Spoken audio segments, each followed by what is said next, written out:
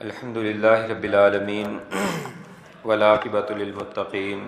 والصلاة والسلام علی سید الانبیاء واشرف المرسلین اما بعد اعوذ باللہ السمیع العلیم من الشیطان الرجیم من حمزہ ونفخہ ونفثہ بسم اللہ الرحمن الرحیم وجاءوا علی قمیصہ بدم کذب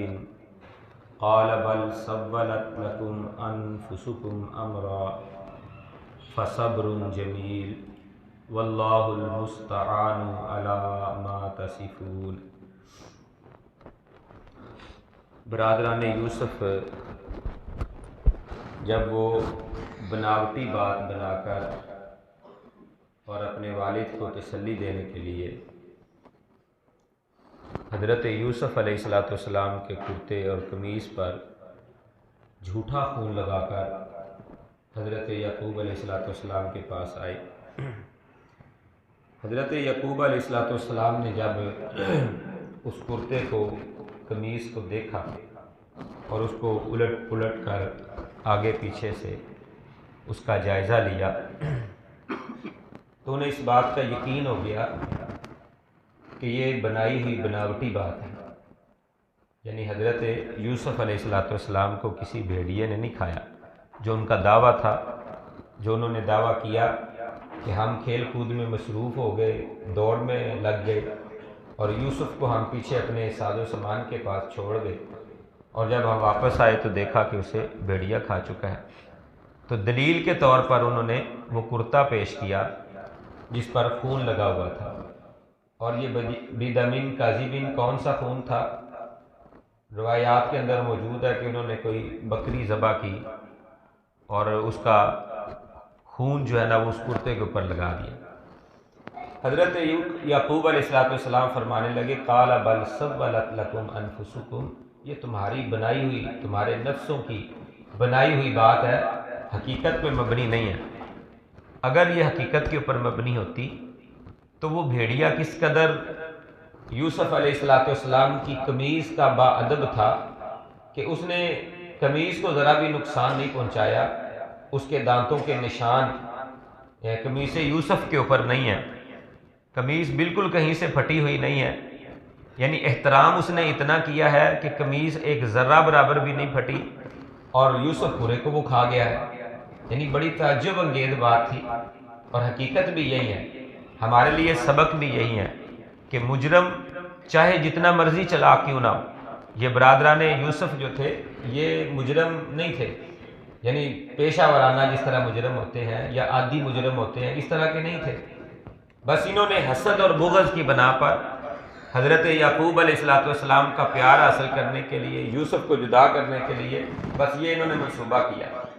حالانکہ بڑے سے بڑا مجرم بھی، وہ بھی جب جرم کرتا ہے اور اس کے لیے جتنے مرضی وہ منصوبے بنا لے، پروگرام بنا لے، آخر کہیں نہ کہیں وہ اپنے جرم کو ثابت کرنے کے لیے کوئی نہ کوئی ایسا معاملہ چھوڑ جاتا ہے جس سے اس کا جرم ثابت ہو جاتا ہے، اور وہ جرم کل کلاں اس کے لیے پھانسی کا پھندا ثابت ہوتا ہے۔ تو برادران یوسف سے بھی ایسے ہوا کہ 10 ذہن مل کر انہوں نے ایک پروگرام بنایا تھا، منصوبہ بنایا تھا، اور اس منصوبے کو پایا تکمیل تک پہنچانے کے لیے یہ سب کچھ کیا، لیکن یہاں سے خطا ان سے ہو گئی، غلطی یہاں سے ہو گئی کہ قمیص کو پھاڑنا یاد نہ رہا،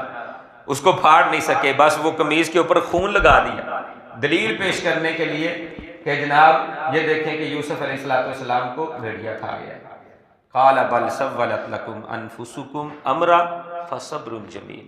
حضرت یعقوب علیہ السلام فرمانے لگے اب میں اس پر صبر کروں، یعنی صبر کا معاملہ صبر جمیل ہے۔ ایک بات یہاں سے یہ بھی ذہن میں آتی ہے کہ حضرت یعقوب علیہ السلام کو جب پتہ چل گیا کہ یوسف علیہ السلام کو قتل نہیں کیا گیا،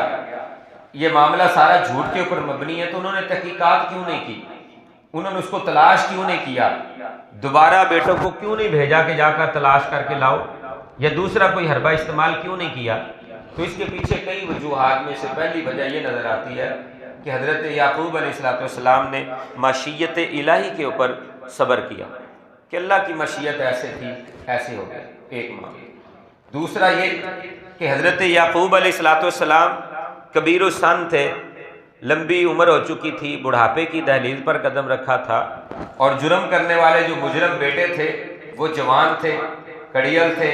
کڑیل نوجوان تھے۔ ان کے ذہن میں یہ خیال اور تصور آیا ہوگا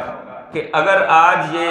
یوسف علیہ السلام ان کے منصوبے سے بچ گئے ہیں تو کہیں ایسا نہ ہو کہ دوبارہ یہ کوئی منصوبہ بنائیں اور یوسف کو قتل کر دیں۔ تو یہ مختلف قسم کی باتیں علماء مفسرین نے لکھی ہیں کہ ان وجوہات کی بنا پر حضرت یعقوب علیہ السلام نے مزید تحقیق یا ان کو تلاش کرنا یا اس کے لیے کوشش کرنا اس کی طرف معاملہ نہیں کیا، بلکہ کہا فصبر جمیل، صبر جمیل ہی کافی ہے، میں اب صبر جمیل کروں گا۔ واللہ المستعان علی ما تصفون، اور اس اللہ سے میں مدد مانگتا ہوں۔ اللہ، اور اللہ ہی کی دوسری صفت بیان کی المستعان، مددگار صرف اللہ ہے۔ واللہ المستعان، فرمایا اس اللہ جو مددگار ہے اس سے میں مدد چاہتا ہوں، اس پر جو تم بیان کرتے ہو، تمہاری جو گفتگو ہے، تمہارا جو مدعا ہے، جو تم بیان کر رہے ہو، اس پر میں اللہ تبارک و تعالیٰ سے مدد مانگتا ہوں۔ یعنی انسان کو ہر مشکل وقت کے اندر، ہر کڑے حالات کے اندر، مشکل ترین حالات ہو جائیں، ایسی صورت کے اندر بھی اللہ سے ہی مدد مانگنی چاہیے۔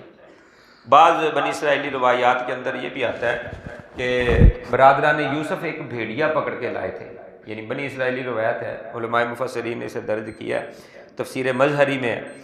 ایک بھیڑیے کو بھی پکڑ کے لائے اور لا کر یعقوب علیہ السلام کے سامنے پیش کر دیا، یہ ہے وہ بھیڑیا جس نے یوسف علیہ السلام کو کھایا ہے، اس بھیڑیے نے حملہ کیا تھا، ہم اس کو پکڑ کے لائے۔ تو اللہ تبارک و تعالیٰ نے اس بھیڑیے کو قوت گویائی عطا فرما دی، یعنی بولنے کی طاقت عطا فرما دی۔ اس طرح کے کئی واقعات ہوئے ہیں،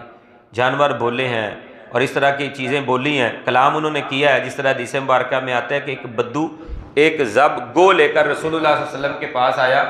اور اس نے آ کر گو کو ایسے چھوڑ دیا، اور وہ گو رسول اللہ صلی اللہ علیہ وسلم کے آگے ایسے پھر رہی تھی، کبھی ادھر جاتی تھی کبھی ادھر جاتی تھی۔ تو وہ بدو دیہاتی کہنے لگا کہ اے محمد صلی اللہ علیہ وسلم، میں تمہاری نبوت اور رسالت کو مان لوں گا، لیکن میری شرط یہ ہے کہ یہ زب جو ہے، یہ گو جو ہے نا، یہ آپ کی نبوت اور رسالت کی گواہی دے۔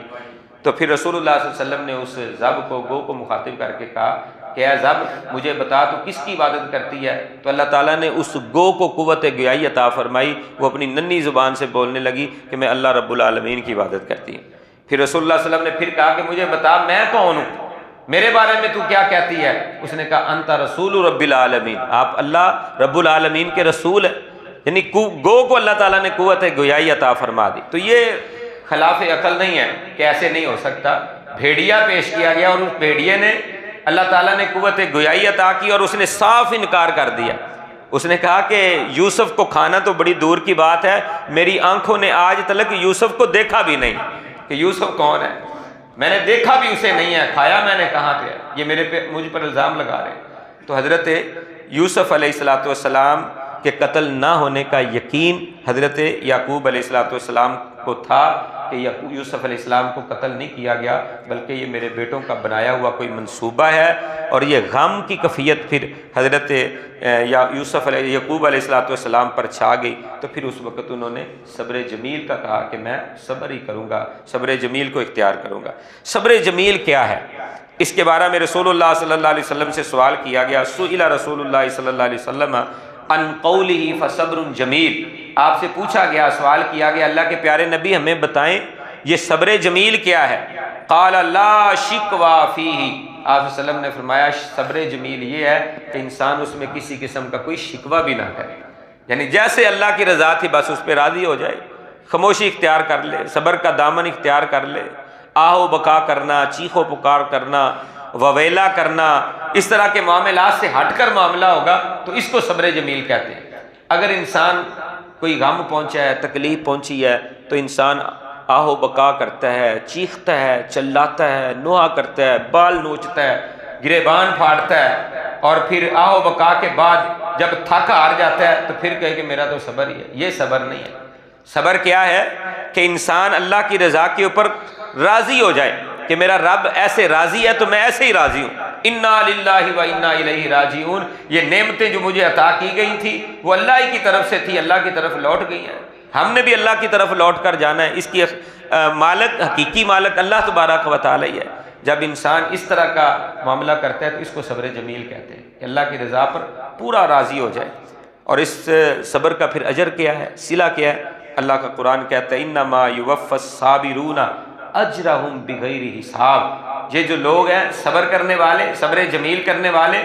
یہ وہ لوگ ہیں کہ انما یوفی الصابرون، اللہ تعالیٰ ان صابرین کو، صبر کرنے والوں کو پورا پورا اجر اور ثواب صلہ عطا فرمائیں گے. وہ اجر صلہ کیا ہے؟ اجرہم بغیر حساب، بغیر حساب اللہ انہیں اجر عطا فرمائیں.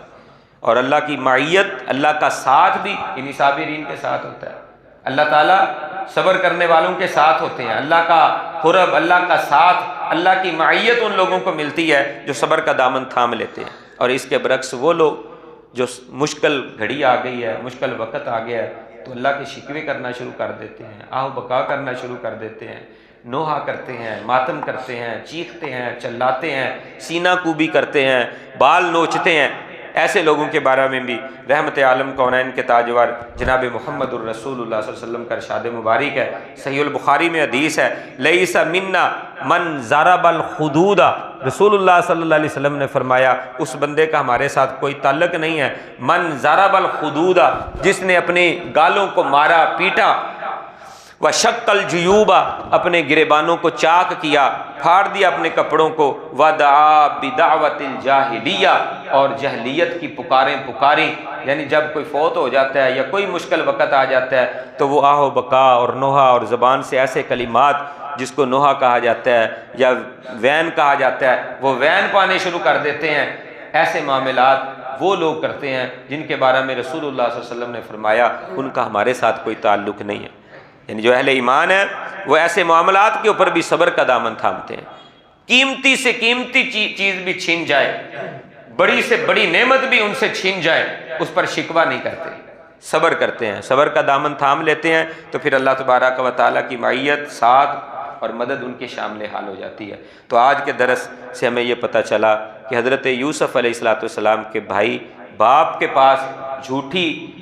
وہ قمیض کے اوپر جھوٹا خون لگا کے آئے. حضرت یعقوب علیہ السلام نے اس کی تحقیق کی، تفتیش کی، معاملہ واضح ہوا، پھر اس پر صبر کا دامن تھاما. اہل ایمان کو بھی مشکل گھڑیوں کے اندر صبر کرنا چاہیے. صبر کی وجہ سے اللہ کا ساتھ نصیب ہوتا ہے. اللہ اجر عظیم عطا فرماتے ہیں، بغیر حساب اجر عطا فرماتے ہیں. اللہ مجھے آپ سب کو صبر کرنے کی مشکلات کے اندر توفیق عطا فرمائے، اور تکلیف دہ گھڑیوں کے اندر اللہ تبارک و تعالیٰ صبر جمیل کرنے کی توفیق عطا فرمائے، اور صرف اللہ ہی سے نصرت و مدد حاصل کرنے کی اللہ توفیق عطا فرمائے. آمین یا رب العالمین. وما علینا الا البلاغ المبین.